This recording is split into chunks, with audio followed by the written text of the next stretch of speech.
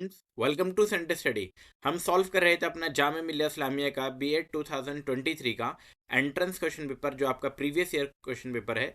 और हमने उसमें दो पार्ट हमने ऑलरेडी सॉल्व कर दिए हैं, जिसमें हमने 62 क्वेश्चन तक सॉल्व किए हैं। अब ये वाला पार्ट नंबर 3 है, जिसमें हम साइंस के क्वेश्चन को सॉल्व करेंगे। तो आइए स्टार्ट करते हैं हमारी वीडियो क्वेश्चन नंबर 63 से। अगर आपने पुराने क्वेश्चन नहीं देखे तो आपको इसका लिंक वीडियो के डिस्क्रिप्शन में मिल जाएगा, वहाँ से आप देख सकते हैं।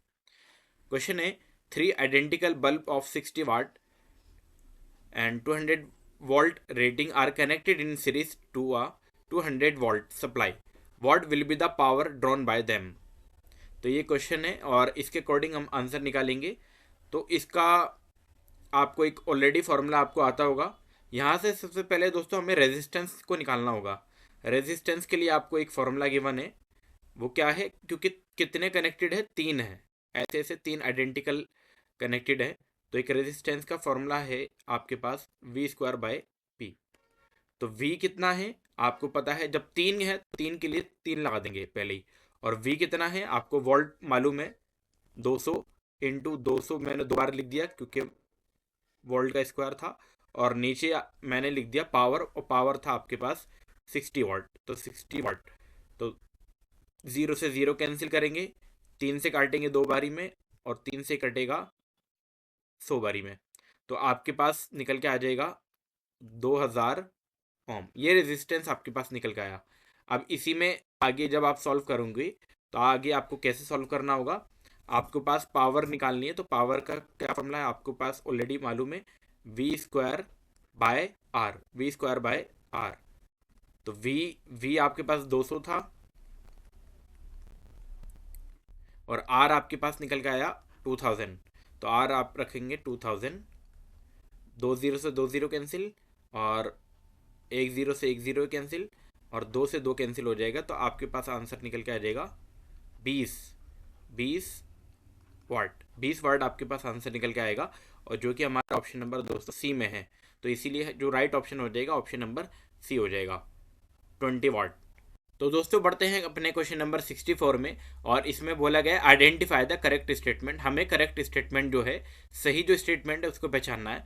पहला है, convex lens always form a real image for all object. यहाँ पर दोस्तों गिवन है आपका ऑल ऑब्जेक्ट के लिए क्या बनाता है, रियल इमेज बनाता है। तो ये आपको मालूम होना चाहिए। ऑलवेज फॉर्म भी कह दिया यहाँ पर कि सभी ऑब्जेक्ट के लिए, यानी कि सभी पोजीशन के लिए रियल इमेज बनाता है, ऐसा नहीं है।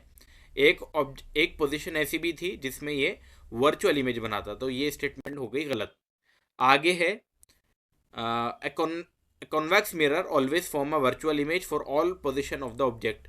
तो आपको ये वाली स्टेटमेंट ठीक है कि आपका जो कॉन्वेक्स मिरर है वो सभी जितने भी पोजीशन है उसकी, उसके लिए वर्चुअल इमेजेस बनाता है, तो ये आपका ठीक है। और प्लेन मिरर की भी गलत है, और नीचे वाली डी भी गलत है। अब बढ़ते हैं दोस्तों क्वेश्चन नंबर आपका 64 के बाद क्वेश्चन नंबर 65 में। और क्वेश्चन नंबर 65 में यहाँ पर जो बी वाला ऑप्शन जो है वो सही हो जाएगा। एक उत्तल दर्पण हमेशा वस्तु की सभी स्थितियों के लिए एक आभासी छवि बनाता है। तो हिंदी में आपको मैंने यहाँ बता दिया है।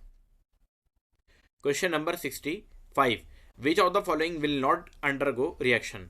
यानी कि यहाँ पर सिंपल से है कि किस में रिएक्शन नहीं होगी, ये आपको बताना है। इसके लिए सबसे पहले दोस्तों आपको एक रिएक्टिविटी सीरीज पता होनी चाहिए। रिएक्टिविटी सीरीज अगर आपको नहीं मालूम है तो आप सर्च कर सकते हैं रिएक्टिविटी सीरीज के नाम से। तो रिएक्टिविटी सीरीज के अकॉर्डिंग ये क्वेश्चन होगा, और उसमें क्या बोला गया है कि किस में रिएक्शन नहीं होगी। तो आपको मालूम होगा कि यहाँ पर जो है जिंक जो है कॉपर से मोर रिएक्टिव है, तो ये कॉपर को हटा के खुद लग जाएगा। और जिंक जो है आयरन से भी मोर रिएक्टिव है, तो यहाँ पे भी रिएक्शन हो जाएगी। लेकिन जो मैग्नीशियम है ना, वो कैल्शियम से मोर रिएक्टिव नहीं है। यहाँ पर कैल्शियम ही मोर रिएक्टिव है। अगर यहाँ पे बात की जाए, मैग्नीशियम लेस रिएक्टिव है कैल्शियम से, तो इसीलिए ये वाली रिएक्शन नहीं होगी। और इसका राइट ऑप्शन हो जाएगा ऑप्शन नंबर सी। तो 65 का राइट ऑप्शन हो जाएगा ऑप्शन नंबर सी। बढ़ेंगे क्वेश्चन नंबर 66 में, और इसमें हमसे बोला गया है, read the following paragraph about sexual reproduction in plant and choose the correct option. अब क्या स्टेटमेंट है, after fertilization P divides several times to form N Q within R. The R develop a tough coast and is gradually converted into S. The T grows rapidly and ripen to form a fruit. तो यहाँ पे आपको बताना है कि ये identify the P Q R S T क्या है, P क्या है, Q क्या है, R S और S क्या है और T क्या है। तो दोस्तों आपको एक चीज़ तो पता चल गई है कि जो T है चूँकि वो फ्रूट में कन्वर्ट हुआ है तो वो क्या है, वो ओव्यूल तो नहीं होगा, पक्की बात है। यानी कि इसमें आप डायरेक्ट ऑप्शन काट सकते हैं कि बी ऑप्शन नहीं होगा और सी नहीं होगा, यानी कि टी वाला जो है वो लास्ट में है, ओव्यूल नहीं होगा। तो फिर क्या होगा, वो ओवेरी होगा। और ये कौन सा वाला पार्ट आ जाएगा, ये तो ए होगा या आपका डी पार्ट होगा। अब इसी दोनों में से एक ऑप्शन है, लेकिन आपको एक चीज़ पता होगी, सबसे पहले बनेगा आपका जाइगोट, फिर एम्ब्रियो, फिर ओव्यूल, सीड, फिर देन ओवरी। तो इसका राइट ऑप्शन हो जाएगा option number A. Option number A इसका राइट ऑप्शन होगा। बढ़ेंगे क्वेश्चन नंबर 67 में। Which option explain Fleming's left hand rule to understand working of a motor. यानी कि मोटर की जो कार्य प्रणाली है उसमें फ्लेमिंग के बाएं हाथ के नियम की कौन व्याख्या करता है। स्टेटमेंट आपके सामने है। When a current carrying conductor is move with a force is it it create a magnetic field. B statement है। When a conductor is move inside a magnetic field the current is produce in the conductor. C statement है। When the magnetic field is move relative to the conductor the current is produce in the conductor. या चौथी statement है।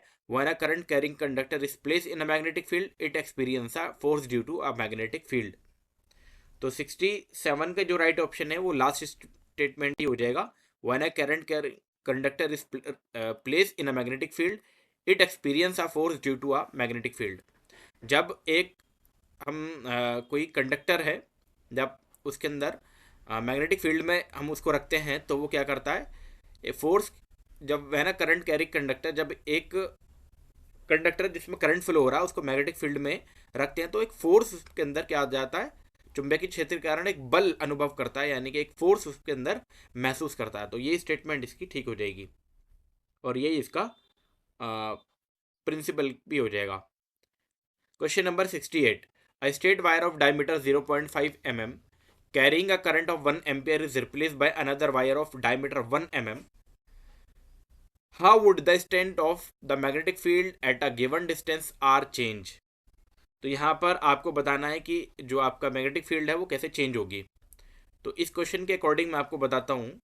यहाँ पे वो ये बोला गया है कि स्ट्रेट वायर ऑफ डायमीटर दे रखा था 0.5 और करंट उसमें बह रहा है 1 एम्पियर, और जब उसको अनदर वायर जिसका डायमीटर 1 mm है उससे रिप्लेस किया जाता है तो फिर क्या कह रहा है, तो दी गई दूरी R द्वारा चुंबकीय क्षेत्र की ताकत कैसे बदलेगी।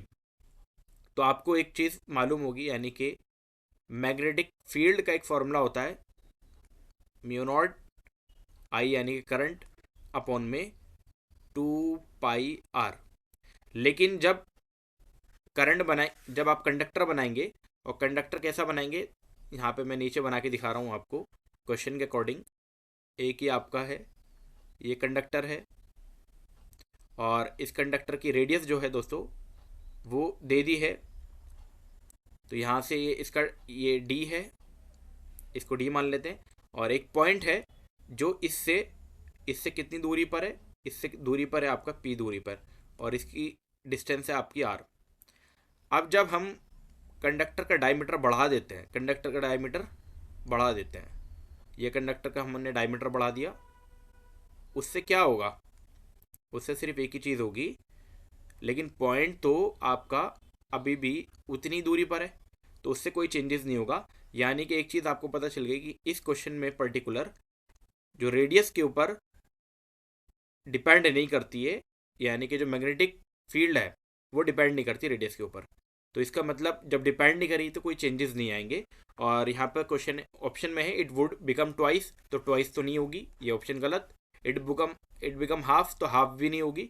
It become 1/4 of the earlier, तो 1/4 भी नहीं होगी। जबकि क्या होनी चाहिए, इट रिमेन्स द सेम, ये हमेशा ये जो जितनी पहले थी उतनी ही हो जाएगी, सेम हो जाएगी। अब बढ़ेंगे क्वेश्चन नंबर 69 पे। Study the following table. आपको ये हार्मोन गिवन है, सिक्रेटेड बाय गिवन है और हेल्प इन, यानी कि किस में हेल्प करता है। तो इंसुलिन है और यहाँ पे सिक्रेटेड बाय, तो आपको मालूम ही होना चाहिए इंसुलिन कहाँ से सिक्रेट होता है, आपको मालूम होगा ये होता है आपका पैनक्रियाज से, पैनक्रियाज से ये सिक्रेट होता है। और जो थायरोक्सिन हार्मोन थायराइड ग्लैंड से होता है और इसका काम क्या होता है आपको मालूम है, कंट्रोल मेटाबॉलिज्म, कंट्रोल करता है मेटाबॉलिज्म, और इसी के अकॉर्डिंग आपको ऑप्शन भी मिल जाएंगे। तो पैनक्रियाज दो ऑप्शन के अंदर था, तो पहला ऑप्शन तो पैनक्रियाज इसमें नहीं था, डी ऑप्शन में भी नहीं था, बी और सी में पहला पैनक्रियाज था। आप ऐसे भी कर सकते थे, लेकिन पैनक्रियाज के बाद जो हमारा जो अगला था वो स्टिमुलेट अदर नहीं था, जबकि क्या था कंट्रोल मेटाबॉलिज्म। तो राइट ऑप्शन हो जाएगा ऑप्शन नंबर बी आपका। अब बढ़ेंगे दोस्तों क्वेश्चन नंबर 70 में, और यहाँ पे बोला गया, और ये इंपॉर्टेंट क्वेश्चन है आपका, इस बार भी रिपीट हो सकता है 2024 के एंट्रेंस में। विच of the following hormone is responsible for triggering the fall of the mature leave and fruit from the plant, यानी कि पौधों से परिपक्व पत्तियों और फलों से गिरने के लिए निम्नलिखित में से कौन सा हार्मोन जिम्मेदार है। पहला ऑप्शन है साइटोकाइनिन, बी ऑप्शन है जिब्बेरेलिन, सी ऑप्शन है एब्सिसिक एसिड और डी ऑप्शन है ऑक्सिन। तो सबसे पहले मैं आपको इसका राइट ऑप्शन बता दूं, इसका राइट ऑप्शन है आपका एब्सिसिक एसिड, जिसको शॉर्ट में लिखा जाता है ABA। और इसके बाद एक्सप्लेनेशन देखते हैं इसकी। एक्सप्लेनेशन इस तरीके से है कि आपका जो ऑक्सिन हार्मोन है ये किस चीज़ में काम आता है, ये करता है प्रमोट सेल ग्रोथ, यानी कि सेल की ग्रोथ को प्रमोट करता है। तो मैं यहाँ पे लिख भी देता हूँ आपके लिए ताकि आप इसको लिख लें, प्रमोट सेल ग्रोथ। और क्या करता है ये, एंड डिफरेंशिएशन, यानी कि सेल का डिफरेंशिएट भी करता है। और जिब्बेरेलिन जो है दोस्तों, ये कहलाता है आपका ग्रोथ हार्मोन। जिब्बेरेलिन को कहा जाता है आपका ग्रोथ हार्मोन। तो क्वेश्चन आता है कि जिब्बेरेलिन किस काम के लिए यूज किया जाता है, मतलब जिब्बेरेलिन का फंक्शन क्या है, तो ग्रोथ हार्मोन होता है। साइटोकाइनिन क्या होता है, ये करता है प्रमोट सेल डिवीजन, ये करता है आपका सेल डिवीजन। सेल डिवीजन को क्या करता है, प्रमोट करता है। And lateral growth in plant, lateral growth in plant, तो ये भी आपको याद होना चाहिए। लेटरल ग्रोथ क्वेश्चन आएगा कि लेटरल ग्रोथ के लिए कौन सा हार्मोन रेस्पॉन्सिबल है, तो लेटरल ग्रोथ इन प्लांट। एक और हार्मोन है जिसका नाम है दोस्तों, ये एक्स्ट्रा मैं बता रहा हूं मैं, इथाइलिन, और ये करता है प्रोमोट फ्रूट राइपनिंग, यानी कि फ्रूट राइपनिंग जो है वो आपका यही है, यही वाला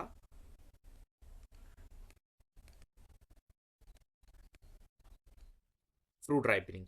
अब बढ़ेंगे क्वेश्चन नंबर हम 70 के बाद क्वेश्चन नंबर 71 में।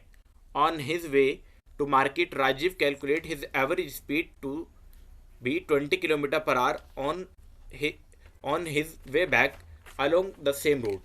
The average speed was 30 kilometre per hour. What is the average speed of his trip? तो एवरेज स्पीड निकालनी है, यानी कि इस क्वेश्चन को इस तरीके से हमें अगर पर्टिकुलर फॉर्मूले से आप करने बैठेंगे तो ज़्यादा टाइम लग जाएगा, इसीलिए गया था 20 किलोमीटर पर घंटे की रफ्तार से और आया है 30 किलोमीटर प्रति घंटे की रफ्तार से, लेकिन डिस्टेंस उसने सेम ही कवर किया है। तो ऐसे क्वेश्चन में हम 20 और 30 का एलसीएम लेंगे, एलसीएम करेंगे हम 20 और 30 का, एलसीएम करेंगे हम 20 और 30 का, 20 एंड 30 का एलसीएम कितना हो जाएगा आपके पास 60। तो 60 ही क्या हो जाएगा आपके पास, टोटल डिस्टेंस मान लो आपके पास 60 आ गया, जिसमें 20, तो टाइम कितना लगा यहाँ पे 3 और यहाँ पे 2, तो आपको पता है गया भी और आया भी, तो डिस्टेंस कितनी हो गई, डबल हो गई। तो डबल करेंगे और नीचे आ जाएगा आपके पास, तो 5 से काटेंगे 12, क्योंकि 3 और 2 को मिलाएंगे तो कितना आ जाएगा आपके पास 5 आ जाएगा, और 12 दोनों करेंगे 24 किलोमीटर पर आवर। तो एवरेज स्पीड आ जाएगी 24 किलोमीटर पर आवर, जो कि ऑप्शन नंबर बी में है आपका। Question number 72, which of the following serve as a site of protein synthesis in cell, यानी कि निम्नलिखित में से कौन सी कोशिका में प्रोटीन संश्लेषण के स्थल के रूप में कार्य करता है? राइबोसोम, लाइसोसोम, वैक्यूल्स या गोल्गी apparatus। तो इसका राइट ऑप्शन है दोस्तों आपका ऑप्शन नंबर ए, राइबोसोम। तो प्रोटीन का जो सिंथेसिस होता है, जो प्रोटीन जो बनता है, वो राइबोसोम के अंदर बनता है सेल में। और लाइसोसोम जो होता है, ये भी क्वेश्चन पेपर में आया हुआ है, लाइसोसोम को एक और नाम से जाना जाता है और इसका फंक्शन भी पूछा गया है। इसका एक और नाम है दोस्तों suicidal bag of cell, suicidal bag of the cell. और ये करता क्या है, इसके बारे में भी पूछा गया है। तो digestive system of the cell, ये क्या है आपका डाइजेस्टिव सिस्टम ऑफ सेल। और वैक्यूल्स के बारे में भी क्वेश्चन पूछा जाता है। ये जो होता है प्लांट के अंदर वाटर का बैलेंस बना के रखता है। In plant maintain the water balance, vacuoles. अब बढ़ेंगे क्वेश्चन नंबर हम 73 में। What is the mass of 10 mole of water molecule? 10 मोल जल के अणुओं का द्रव्यमान कितना होगा? तो ये बहुत सिंपल क्वेश्चन है, आपको 10 मोल के निकालने हैं। तो 10 गुणा हो जाएगा हाइड्रोजन। अब 2 हाइड्रोजन है तो एक हाइड्रोजन का मास 1 होता है, 2 का 2 हो जाएगा, 2 से मल्टीप्लाई कर देंगे। ऑक्सीजन यहाँ पे 1 है तो एक ऑक्सीजन का मास होता है आपके पास 16। इन दोनों को सॉल्व करेंगे तो 10 गुणा 18 आ जाएगा, तो आंसर आ जाएगा 180 ग्राम। 180 ग्राम ऑप्शन नंबर डी में है। ऑप्शन नंबर डी इसका राइट ऑप्शन हो जाएगा। Question number 74, which of the following represent the correct expression for the impulse of a force? तो हमें करेक्ट बताना है कि इम्पल्स का आपको फॉर्मूला क्या होता है। तो इम्पल्स का जो फॉर्मूला होता है दोस्तों, वो होता है फोर्स इंटू टाइम। और फोर्स इंटू टाइम आपका ऑप्शन नंबर बी में है। इम्पल्स बराबर होता है 4 इंटू टाइम। और इसकी यूनिट भी पूछी जा सकती है, तो इसकी यूनिट हो जाएगी न्यूटन सेकेंड। ऐसा यूनिट हो जाएगी न्यूटन सेकेंड। बढ़ेंगे क्वेश्चन नंबर 75 में। विच of the following gas has evolve when a metal hydrogen carbonate react with acid? जब मेटल हाइड्रोजन कार्बोनेट एसिड से रिएक्ट करता है तो कौन सी गैस निकलती है? तो एक ही गैस है जो निकलती है और उसका राइट ऑप्शन है option number C, carbon dioxide. Example मैं आपको करा के दिखा देता हूँ यहाँ पर। जैसे आपका NaHCO3 सोडियम हाइड्रोजन कार्बोनेट, जब इसको एसिड के साथ रिएक्शन कराया जाता है तो आपके पास बनता है NaCl प्लस कार्बन डाइऑक्साइड जो कि गैस हो गई, और साथ में बनेगा आपका वाटर। तो यहाँ पे ये गैस निकल रही है कार्बन डाइऑक्साइड, जो कि ऑप्शन नंबर आपका सी इसका राइट ऑप्शन हो जाएगा। बढ़ेंगे क्वेश्चन नंबर 76 में दोस्तों। और विच of the following represent the substance in increasing order of their pH values? यानी कि इंक्रीजिंग ऑर्डर में निकालना है, बढ़ते पीएच की वैल्यू बढ़ते हुए क्रम में। आपको मालूम होगा पीएच की जो वैल्यू होती है 0 से 14 के बीच में लाई करती है। 7 जो होता है न्यूट्रल कहलाता है, और 7 से जो कम होता है वो एसिडिक मीडियम होता है, और 7 से ऊपर जो होता है वो आपका बेस कहलाता है। तो बढ़ते हुए क्रम में लगानी है। तो आपको मालूम है carrot, lemon, ammonia, lemon juice. तो लेमन जूस ही सबसे पहला राइट ऑप्शन होगा, यानी कि ये कट गया और ये कट गया। अब 2 ऑप्शन बच रहे हैं कि पहला और तीसरा, पहला और चौथा। लेमन के बाद जो है दोस्तों आपका कैरेट का होता है, तो ऑप्शन नंबर इसका डी राइट हो जाएगा। लेमन, फिर कैरेट, फिर आपका प्योर वाटर आ जाएगा। प्योर वाटर के बाद आपका अमोनिया वाटर आ जाएगा। तो अमोनिया वाटर सबसे लास्ट में आएगा क्योंकि वो बेस होता है और उसका पीएच भी आपका उससे ज़्यादा हो जाएगा। Question number 77, which of the following substance has a triple bond? दोस्तों इस क्वेश्चन को जामिया ने अब ओमिट कर लिया था क्योंकि इसके अंदर यहाँ पर सिर्फ एक ही के अंदर ट्रिपल बॉन्ड प्रेजेंट है। ट्रिपल बॉन्ड की बात की गई थी तो सिर्फ एक ही के अंदर है, और वो है सिर्फ 5th पार्ट के अंदर, यानी कि कार्बन मोनोऑक्साइड, जिसका फॉर्मूला होता है CO। इसी के अंदर सिर्फ ट्रिपल बॉन्ड है, बाकी ओजोन के अंदर ट्रिपल बॉन्ड नहीं, एथीन के अंदर भी नहीं, अमोनिया में भी नहीं, वाटर में भी नहीं। तो इसीलिए इसका कोई भी ऑप्शन ठीक नहीं होगा। और अगर आपसे ट्रिपल बॉन्ड पूछता तो सिर्फ आप ऑप्शन नंबर, अगर ये 5 अकेला होता तो यही ऑप्शन हो जाता इसका। बढ़ेंगे क्वेश्चन नंबर 78 में। अब विच of the following by product of anaerobic respiration is responsible for causing muscles cramp in human, यानी कि जो ह्यूमन के अंदर, जो इंसानों के अंदर मसल्स में क्रैम्प आते हैं, उसके पीछे का क्या कारण है, यानी कि कौन सा एसिड प्रोड्यूस होता है, बनता है। तो इथेनॉल नहीं बनता है, ग्लूकोज भी नहीं बनता, पायरुवेटिक एसिड नहीं बनता, वो बनता है, वो होता है आपका लैक्टिक एसिड की वजह से दोस्तों। तो 78 का राइट ऑप्शन हो जाएगा लैक्टिक एसिड। इथेनॉल जब बनता है जब बिल्कुल एनारोबिक रेस्पिरेशन है, जब ऑक्सीजन की मात्रा बिल्कुल कम हो, यानी कि बिल्कुल ख़त्म हो, और ग्लूकोज जब बनता है ऑक्सीजन की प्रेजेंस में। तो ये आपको पता होना चाहिए। Question number 79, which of the given represent saponification reaction, यानी कि साबुनीकरण की जो प्रतिक्रिया है, जो आपकी रिएक्शन है, वो बतानी है इसमें कौन सी है। तो 79 का जो राइट ऑप्शन है ऑप्शन नंबर डी है दोस्तों, option number D. CH3COO C2H5, और इसको सोडियम हाइड्रोक्साइड के साथ रिएक्शन करते हैं तो CH3CONA और C2H5OH मिल जाता है आपको, यही सेपोनिफिकेशन रिएक्शन कहलाती है, यानी कि NaOH से रिएक्ट करता है और ये बन जाता है, यही साबुनीकरण रिएक्शन है। Question number 80, carbohydrate in plant are stored in the form of, पौधों में कार्बोहाइड्रेट इस रूप में जमा हो जाता है, ग्लाइकोजन, स्टार्च, ग्लूकोज, या ऑप्शन डी है माल्टोज।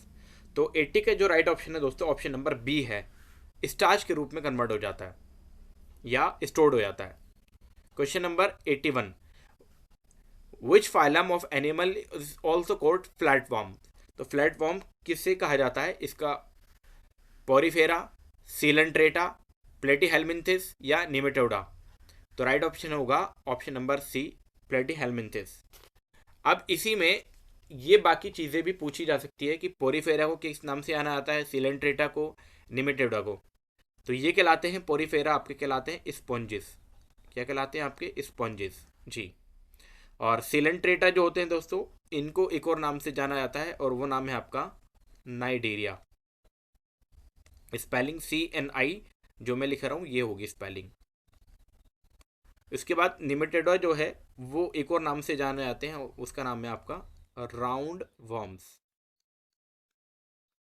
क्वेश्चन आता है कि राउंड वर्म्स के नाम से कौन जाना आता है, तो वो है निमेटोडा। अब बढ़ेंगे क्वेश्चन नंबर 82 में। A force produce an acceleration of 2 metre per second square in a body of A and 5 metre per second square in another body B, find the ratio of mass of A to the mass of B. तो यहाँ पे मास निकालना है। तो ए आपको given है, यानी कि मैं लिख देता हूँ, एक बॉडी ए है और उसका एक्सेलरेशन है 2 मीटर पर सेकेंड स्क्वायर। एक अनदर बॉडी है बी जिसका एक्सेलरेशन भी आपको गिवन है 5 मीटर पर सेकेंड स्क्वायर। ये दो चीज़ें आपको गिवन है। आपको क्या निकालना है, इसका मास निकालना है, यानी कि फोर्स का product, find the ratio of the mass of A to the mass of B. तो आपको एक फॉर्मूला मालूम है, F बराबर M में होता है। तो F, चूंकि यहाँ पर फोर्स प्रोड्यूस, एक फोर्स जनरेट किया जा रहा है, तो फोर्स से तो फोर्स कैंसिल हो जाएगा दोस्तों, क्योंकि फोर्स क्या है, सेम है यहाँ पर। लेकिन हमें जो एक्चुअल में निकालना है वो क्या निकालना है, बेसिकली हमको क्या निकालना है, मास का प्रोडक्ट, मास का रेशियो निकालना है। तो यहाँ पे MA मैं लिख देता हूँ और यहाँ पे A लिख देता हूँ। यहाँ पे ये MB होगा और ये AB होगा। अब इसी को आगे सॉल्व करेंगे तो मास ऑफ A अपॉन में मास ऑफ B, क्योंकि ये तो ख़त्म हो गया, बराबर कितना हो जाएगा, एक्सेलरेशन ऑफ B अपॉन में एक्सेलरेशन ऑफ A। तो उसका एक्सेलरेशन कितना है 5 B का, और A का है 2, तो आंसर आ जाएगा 2.5 मीटर पर सेकेंड स्क्वायर, यानी कि ये रेशियो तो आएगा भी नहीं, सॉरी, 2.5 आ जाएगा। तो 2.5 किसी ऑप्शन में है, ऑप्शन नंबर ए में है, तो ऑप्शन नंबर ए इसका राइट ऑप्शन हो जाएगा दोस्तों। तो क्वेश्चन नंबर 82 के बाद आपका क्वेश्चन नंबर 140 में आपका साइंस का पार्ट है, तो मैं वहीं से स्टार्ट कर रहा हूँ। 4 क्वेश्चन आपके बस यहाँ से हैं, फिर आपके साइंस का पार्ट यानी कि ये वाला पार्ट फिनिश हो जाएगा। क्वेश्चन ऐसे हैं, the instrument use to measure relative humidity, आपेक्षिक आर्द्रता मापने के लिए प्रयुक्त यंत्र है, हाइग्रोमीटर, हाइड्रोमीटर, बैरोमीटर या वेंचुरीमीटर। तो राइट ऑप्शन हो जाएगा 140 का राइट ऑप्शन है option number A, hygrometer. Hygrometer इसका राइट ऑप्शन हो जाएगा। अब यहाँ पर जो है हाइड्रोमीटर किस चीज़ के लिए यूज़ किया जाता है? ये किया जाता है आपका डेंसिटी के लिए, या एक और नाम आप कह सकते हो specific gravity of liquid. Specific gravity of liquid के लिए यूज़ किया जाता है, इसको निकालने के लिए। वेंचुरीमीटर का यूज़ किया जाता है दोस्तों rate of flow of fluid, rate of flow of fluid through a pipe, एक पाइप के ज़रिए किया जाता है ये। और बैरोमीटर का यूज़ जैसे कि ऑलरेडी आपको मालूम ही होगा, ये एटमॉस्फेरिक प्रेशर को मापने के लिए यूज़ किया जाता है, एटमॉस्फेरिक प्रेशर। अब बढ़ेंगे question number 141। The defect of I which can be remove by using suitable cylindrical lens is myopia, presbyopia, hypermetropia या एस्टिग्मेटिज्म। तो राइट ऑप्शन हो जाएगा 141 का ऑप्शन नंबर डी, एस्टिग्मेटिज्म, जिसमें मायोपिया के अंदर क्या यूज़ किया जाता है? मायोपिया को एक और नाम से जाना जाता है, अब ये एक्स्ट्रा क्वेश्चन में आ सकता है। तो मायोपिया का नाम एक और नाम है आपका नियर साइटेडनेस, नियर साइटेडनेस। और इसमें कौन सा लेंस यूज़ किया जाता है इसको करेक्ट करने के लिए? आपका यूज़ किया जाता है कॉनकेव लेंस का।